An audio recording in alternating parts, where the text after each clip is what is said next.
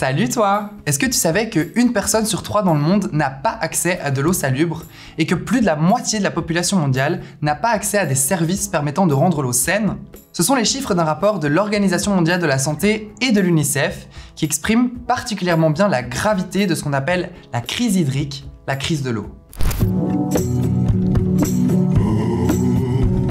En 2010, les Nations Unies ont reconnu le droit à l'eau comme un droit humain, essentiel à la vie. C'est assez surprenant qu'une ressource indispensable à la vie n'ait pas été reconnue plus tôt comme un droit fondamental.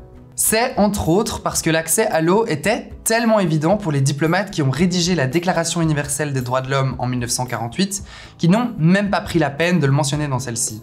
Depuis, la crise de l'eau s'est accélérée, et notamment à cause de l'industrie et de l'agriculture. Ce sont les deux domaines qui consomment le plus d'eau à l'heure actuelle. 70% de l'eau douce disponible est utilisée pour l'agriculture et 19% pour l'industrie. C'est vraiment pas négligeable.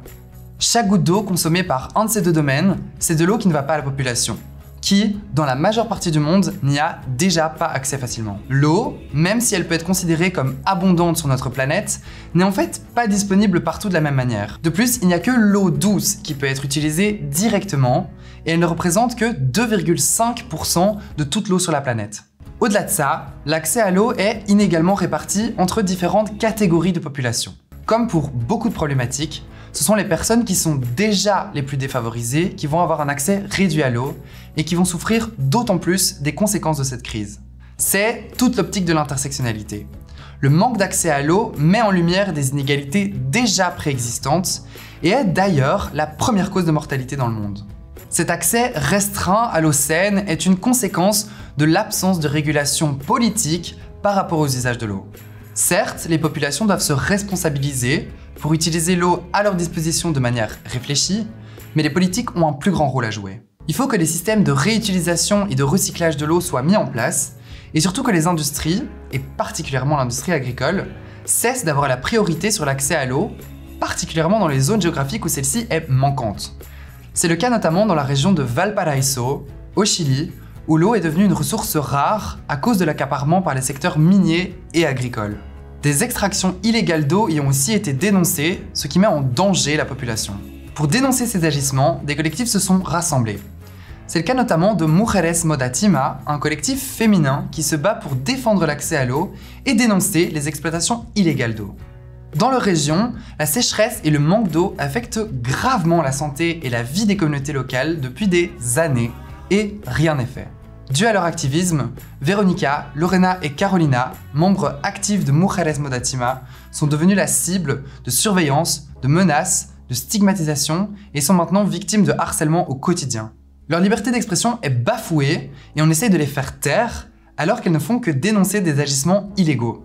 On a contacté Lorena, porte-parole nationale de Mujeres Modatima, pour qu'elle nous parle un peu plus des problèmes qu'elle dénonce et des violences dont elles sont les cibles.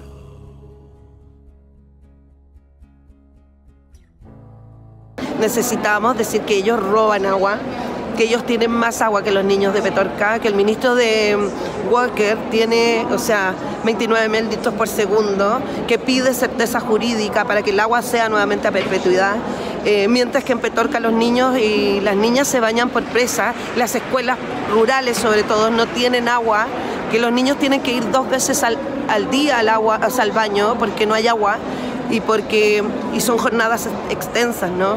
Entonces estamos enfermando a nuestros niños, estamos enfermando a nuestras comunidades y a ellos simplemente les importa más la certeza jurídica y las represas para ayudar al agronegocio. Pour protéger Mujeres Modatima et leur activisme essentiel, une pétition a été lancée par Amnesty International adressée au bureau des procureurs régionaux et locaux pour garantir la protection des membres du collectif et enquêter sur les agressions dont elles sont victimes. Tu peux aussi soutenir leur militantisme en les suivant sur Instagram et sur Facebook. Tu trouveras tous les liens dans la bio ou dans la description de cette vidéo. Sur ce, je te fais plein de gros bisous et on se voit le mois prochain dans un nouvel épisode de Freely.